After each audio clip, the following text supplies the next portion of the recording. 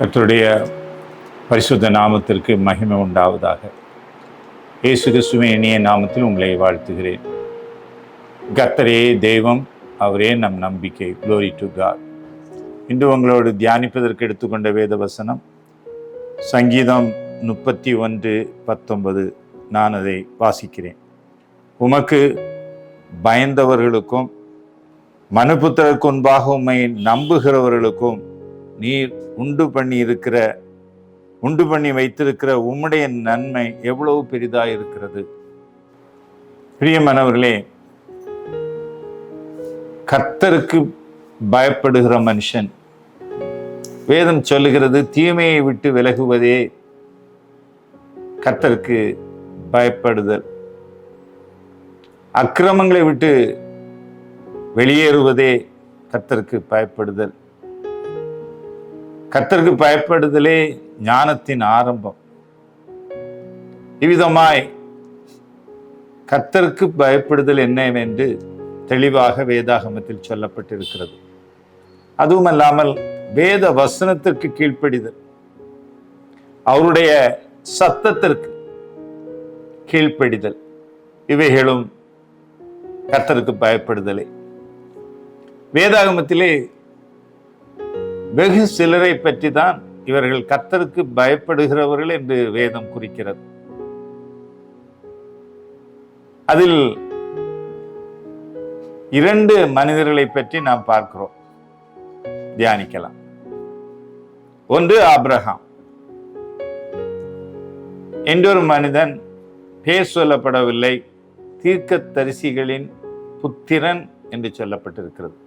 ஒரு தீர்க்கதரிசியின் ஒரு புத்திரன்.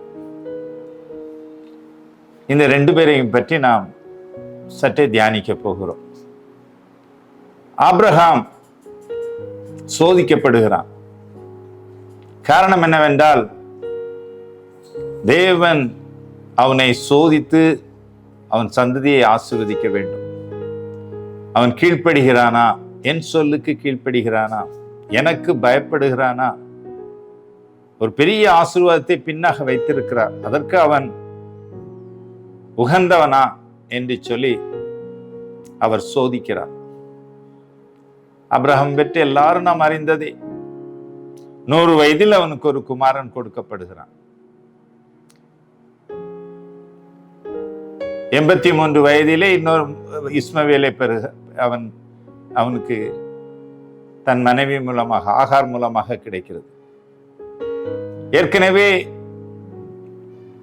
இஸ்மவேலை அனுப்பிவிட்டான். சாராள் சொன்னது போல தன்னை விட்டு பிரிந்து போகும்படி அனுப்பிவிட்டான். அந்த உடைவிலிருந்து அவன் மீண்டு வரவில்லை. அப்படியான சூழ்நிலையிலே 100வது வயதிலே ஈசாக்கை தேவன் அவனுக்கு கொடுக்கிறார். அந்த ஈசாக்கையும் கேட்கிறார், நீ அவனை எனக்கு பலியிடு, எனக்கு தா, நான் காட்டுகிற தேசத்துக்கு போ, அங்க உள்ள மலைகளில் ஒன்றில் அவனை பலியிடு என்று சொல்லுகிறார். அவன் ஏன் என்று கேட்கவில்லை, எதற்காக என்று கேட்கவில்லை. உடனே அவன் புறப்படுகிறான். கழுதையை சேனை வைத்து கழுதையின் மீது அவன் ஆயத்தம் பண்ணுகிறான். பாருங்கள், எவ்வளவு கீழ்ப்படிதல் என்று பாருங்கள். ஒன்றும் யோசிக்கவில்லை, தன் மனைவியிடத்தில் சொல்லவில்லை, உற்றாரிடத்தில் சொல்லவில்லை, தன்னுடைய பணியாட்களிடத்தில் சொல்லவில்லை, ஒருவரிடத்தில் சொல்லாதபடி அவன் புறப்பட்டு வருகிறான். 3 நாட்கள் பிரயாணம் பண்ணி வருகிறார்கள். அவன் அறிந்து கொண்டான் இடத்தை தேவன் காட்டி கொடுக்கிறார். உடனே அவன் என்ன செய்கிறான் பாருங்கள், தன்னுடைய 2 வேலையாட்களையும் நிறுத்திவிட்டு ஈசாக்கை கூட்டிக் கொண்டு பலியிடுவதற்கு வேண்ட விறகுகள், நெருப்பு பெட்டி எல்லாவற்றையும் எடுத்து விட்டு அவன் புறப்பட்டு போகிறான். பிரியமானவர்களே, கர்த்தருக்கு கீழ்ப்படுகிற நேரத்திலே, கீழ்ப்படிய வேண்டிய நேரத்திலே நாம் ஆலோசனை கேட்டுக்கொண்டிருக்க முடியாது. ஆபிரகாம் ஒருவரிடத்திலும் ஆலோசனை கேட்கவில்லை. தேவனுடைய சத்தம் எனக்கு கடந்து வந்தது, தேவனுடைய வேண்டுதல் கடந்து வந்தது, அவருடைய கட்டளை கடந்து வந்தது. போ, எனக்கு உன் குமாரனை தா என்று சொன்னார். நான் என்ன செய்ய வேண்டும்? நான் கீழ்ப்படிய வேண்டும் என்று இருக்கிறேன். நான் பயந்து நடக்க வேண்டும் என்று எண்ணுகிறேன். நீங்கள் என்ன சொல்கிறீர்கள் என்று சொல்லி அவன் ஆலோசனை கேட்கவில்லை. புறப்பட்டு செல்கிறான். தன்னுடைய பணியாளர்கள் இடத்திலும் கூட அவன் சொல்லவில்லை. காரணம் என்றால் அவர்கள் தடுப்பார்கள். ஒரே மகன் பலியிட போவதை அவர்கள் விரும்ப மாட்டார்கள். அவர்கள் அங்கலாய்ப்பார்கள், வேதனைப்படுவார்கள். ஒரு பலியை இடும் பொழுது சந்தோஷத்தோடு, சமாதானத்தோடு, மகிழ்ச்சியோடு, எவ்வித சலனமின்றி அவன் பலியிட வேண்டும் என்று விரும்புகிறான். தேவனுக்கு கொடுக்க வேண்டும் என்று விரும்புகிறான். ஆகவே தான் அவன் ஒருவரிடத்திலும் சொல்லவில்லை. அவன் தன் கத்தியை எடுத்து பலியிடுவதற்கு ஆயத்தமாகும் பொழுது தேவனுடைய தூதனானவர், அப்ரஹாமே, பிள்ளையாண்டன் மேல் கை போடாது என்று சொல்லி தடுக்கிறார். பிரியமானவர்களே, நாம் கர்த்தருடைய வார்த்தைக்கு கீழ்ப்படியும் பொழுது எந்த சூழ்நிலையில் இருந்தாலும் தேவன் நம்மை பார்த்து கொண்டே இருக்கிறார். ஒரு காரியத்தை சொல்வார், நீ கீழ்ப்படி என்று சொல்வார். அதை அவர் கவனித்துக் கொண்டே இருப்பார். நம்முடைய வாழ்க்கையிலும் அநேக வேளைகளில் இப்படித்தான். வசனம் கடந்து வருகிறது, தேவனுடைய சத்தம் கேட்கிறது. நாம் என்ன செய்கிறோம் என்று சொன்னால், லகுவான காரியம் என்று சொன்னால் அதை செய்து விடுகிறோம். மிகவும் கடினமான காரியம் என்று சொன்னால் அதை அநேகரிடத்தில் கூறி, இது சரிதானா, நான் இப்படி செய்யலாமா, அப்படி செய்யலாமா என்று சொல்லி ஒவ்வொருவரும் ஒவ்வொரு ஆலோசனை சொல்வார்கள். நம்மை சரியான வழியில் நடத்த மாட்டார்கள். சில வேளைகளிலே நாம் தவறி விடுவோம். கர்த்தருடைய சத்தத்தை, அவருடைய சத்தத்திற்கு கீழ்ப்படிதலை விட்டு வேற வழியிலே சென்று விடுவோம். ஆபிரகாம் அப்படி இல்லை. பிரியமானவர்களே, அவன் கர்த்தருக்கு பயந்திருந்தான். 2 நாளாகமும் 4ஆம் அதிகாரத்திலும் இவ்விதமாய் பார்க்கிறோம். உமது அடியான் கர்த்தருக்கு பயந்து நடந்தவன். அந்த தீர்க்கதரிசியின் மகன் கர்த்தருக்கு பயந்து நடந்தவன். அவனுடைய மனைவி சொல்லுகிறார், ஆனால் என் வீட்டில் வறுமை. அவன் பயந்துதான் நடந்தான். ஆபிரகாமுக்கு ஆசீர்வாதம் பின்னாக வந்து தேவன் அவனை விசுவாசிகளின் தகப்பனாய் மாற்றினார். அவன் சந்ததிக்குள் எல்லா சந்ததியும் ஆசீர்வதிக்கப்படும் என்று சொன்னார். கிறிஸ்து அந்த சந்ததியில் வந்து பிறந்தார். அவன் ஐஸ்வர்யவானாக இருந்தான். எல்லா சம்பத்தும் கொடுக்கப்பட்டிருந்தது. அவனை போல ஐஸ்வர்யவான் ஒருவரும் இல்லை. ஏனென்றால் அவன் கர்த்தருக்கு கீழ்ப்படிந்தான். இங்கே கர்த்தருக்கு பயந்து ஆபிரகாம் பயந்து நடந்தான். இங்கு கர்த்தருக்கு பயந்து நடந்தவனுடைய வீட்டிலே தரித்திரம், கடன், அவனுடைய குமாரரை பிடித்து கொண்டு போகும் அடிமைகளாக கொண்டு வருவதற்கு வருகிறார்கள். அப்பொழுது எலிசா தீர்க்கதரிசி அங்கு வருகிறார். அவரிடத்தில் அவள் சொல்கிறார், உமது அடியான் கர்த்தருக்கு பயப்பட்டு நடந்தவன். உடனே எலிசா எந்த கேள்வியும் கேட்கவில்லை. கர்த்தருக்கு பயந்த நடந்த மனுஷனுக்கு விதமாய் நடந்து விட்டதா என்று சொல்லி உடனே ஒரு அற்புதத்தை செய்கிறார்.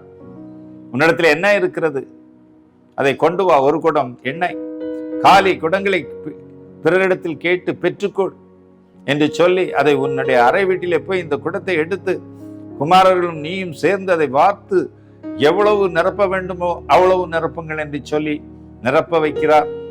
பின்பு சொல்லுகிறார், இதை விற்று உன் கடனை அடை என்று சொல்லி. பிரியமான கர்த்தருக்கு பயந்து நடக்கிறவர்களுக்கு எந்த குறைவும் இல்லை. நாம் பயந்து நடக்கும் பொழுது கர்த்தர் நம்மை எல்லா வகையிலும் அவர் நம்மை உயர்த்துவார். அதை பார்த்து கொண்டே இருப்பார். அவர் நன்மையானதை, ஆகவேதான் வேதம் சொல்லுகிறது, அவர் உண்டு பண்ணி வைத்திருக்கிற உம்முடைய நன்மை எவ்வளவு பெரிதா இருக்கிறது என்று சொல்லி சங்கீதக்காரன் சொல்லுகிறார். அநேக நன்மைகள் உண்டு பிரியமானவர்களே. ஆபிரகாம் அந்த நன்மையை பிற்காலத்தில் பெற்றுக்கொண்டான். இந்த தீர்க்கதரிசியின் புத்திரனுடைய மனைவி அந்த நன்மையை பெற்றுக்கொண்டார். கர்த்தருக்கு பயப்படுகிறவர்களுக்கு நன்மை உண்டு, குறைவில்லை. குறைவுகளிலே கர்த்தர் பெருக்கத்தை கட்டளையிடுவார். 2வதாக, கர்த்தருக்கு மனுஷருக்கு முன்பாக, மனுபுத்திரருக்கு முன்பாக கர்த்தரை நம்புகிறவர். வேதாகமத்திலே அப்படி ஒன்று பார்ப்போமானால் அதில் உத்தமமானவன் தாவீது மட்டுமே.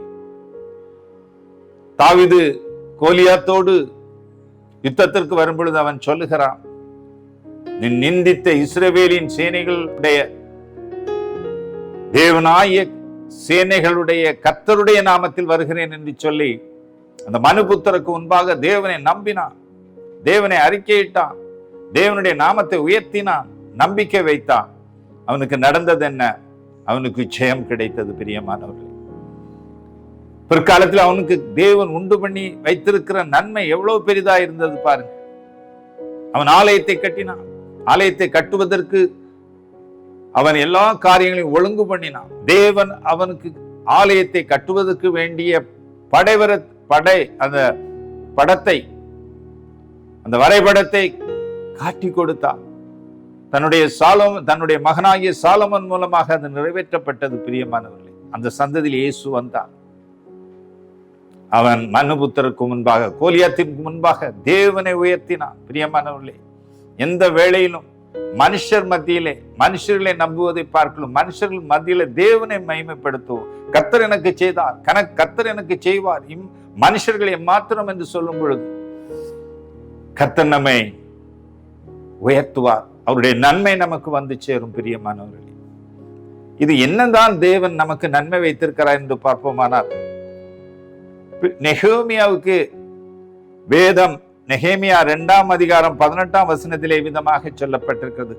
என் தேவனுடைய கரம் என் மேல்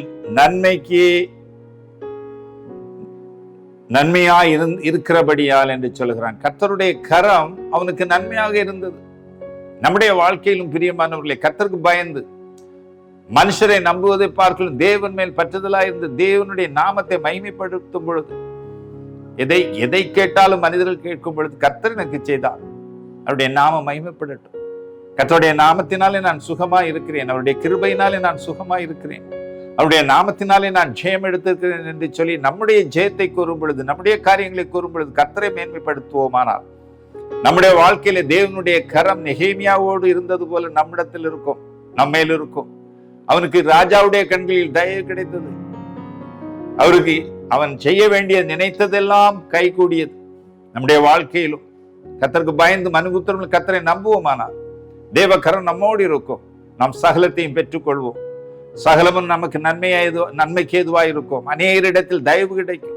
அநேகர் நமக்கு நன்மை செய்வார்கள். பிரியமானவர், உபாகமம் 28:11 வீதமாக சொல்லுகிறது, கர்த்தர் உன் கற்பத்தின் கனியிலும் உன் மிருக ஜீவன்களின் பலனிலும் உன் நிலத்தின் கனியிலும் உனக்கு பரிபூர்ண நன்மை உண்டாக கட்டளையிடுவார். அதுதான் நன்மை. உன் வீட்டிலும் ஆசீர்வாதம் இருக்கும், உன் வெளியிலும் ஆசீர்வாதம் இருக்கும், உள்ளேயும் ஆசீர்வாதம் இருக்கும். பிள்ளைகளில் ஆசீர்வதிக்கப்பட்டிருப்பார்கள். உன் நிலத்தின் கனி ஆசீர்வதிக்கப்பட்டிருக்கும். எல்லா வகையிலும் நீ ஆசீர்வதிக்கப்பட்டிருப்பார். அந்த நன்மை, அதைத்தான் அவர் சொன்னார், என்னுடைய நன்மை பெரிதாயிருக்கும் என்று சொல்லி. அடுத்ததாக சங்கீதம் 119:122 சொல்லுகிறது, இதோ உமது அடியனுக்கு நன்மையாக துணை நில்லும் என்று சொல்கிறான்.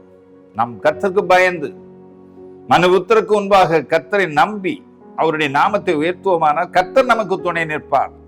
ஒரு நாளும் கைவிடார். அவர் உன்னை உயர்த்துவார். பல சூழ்நிலைகள் வரும், எல்லாம் உடைந்து போகும், உன் கோட்டைகள் உடைந்து போகும், அரண் நிர்மூலமாகும். ஆனால் கர்த்தர் உனக்கு துணை நின்று உன் அலங்கத்தை கட்டுவார், உன்னை உயர்த்துவார். உன் வீட்டில் சமாதானம் பெரிதாயிருக்கும். எதிரிகள் உன்னை வீழ்த்த முடியாது, அவர்கள் தோற்று போவார்கள். பிரியமானவர்கள், இன்னும் அநேக ஆசீர்வாதங்கள். மனைவியை கண்டடைகிறவன் அந்த நன்மையை கண்டடைகிறான். குணசாலியான ஸ்திரியை பெறுகிறவன் அந்த நன்மையை கண்டடை. அது கர்த்தரால் மட்டுமே கொடுக்க முடியும். பிரியமானவனே, இப்படியாக அநேக நன்மைகள் நமக்காக வைத்திருக்கிறார். நாம் செய்ய வேண்டியது என்னவென்றால், கர்த்தருக்கு பயந்து தீமை விட்டு விலகி கர்த்தருக்கு பயந்து அவருக்கு மனுபுத்திரமாக உயர்த்துவோமானால் கர்த்தர் அநேக நன்மையினால், பரிபூர்ண நன்மையினால் நம்முடைய குடும்பத்தையும் நம்முடைய பிள்ளைகளையும் நமக்குள்ள எல்லாவற்றையும் ஆசீர்வதிப்பார். நாம் செபிப்போம். அன்புள்ள இயேசு சுவாமி, இந்த வார்த்தைகளை கேட்டுக்கொண்டிருக்கிற ஒவ்வொருவர் மேலும் நம்முடைய கிருபை இறங்குவதாக. அவர்கள் உமக்கு பயப்படுகிற பயத்தை அவர்கள் இருதயத்தில் வையும். எப்பொழுதும் ஆண்டவர் நம்முடைய வசனத்திற்கு கீழ்ப்படிந்து உம்மை உயர்த்தட்டும், உம்மை நம்பட்டும், மனுபுத்திரருக்கு முன்பாக உம்மை நம்பட்டும், உம்மை அறிக்கையிடட்டும். அப்பொழுது அநேக நன்மைகள், வேதாகமத்தில் அநேக நன்மைகளை நீர் சொல்லுகிறேன். அந்த நன்மைகள் எல்லாம், இப்பொழுது நாம் பார்த்த நன்மைகள் எல்லாம் அவருடைய வீடுகளிலும், பிள்ளைகளின் வீடுகளிலும், அவர்களுக்கு எல்லா உடைமைகளிலும் இருப்பதாக கர்த்தர்களை ஆசீர்வதிப்பீராக. இந்த வார்த்தைகளை சொல்லி கேட்கும் பொழுது கர்த்தர் பணத்திலிருந்து அவர்களுக்கு நன்மையை கட்டளையிடுவீராக, அவர்களை ஆசீர்வதிப்பீராக. இயேசு கிறிஸ்துவின் இனிய நாமத்தில் கேட்கிறேன் எங்கள் நல்ல பரமபிதாவே, ஆமென்.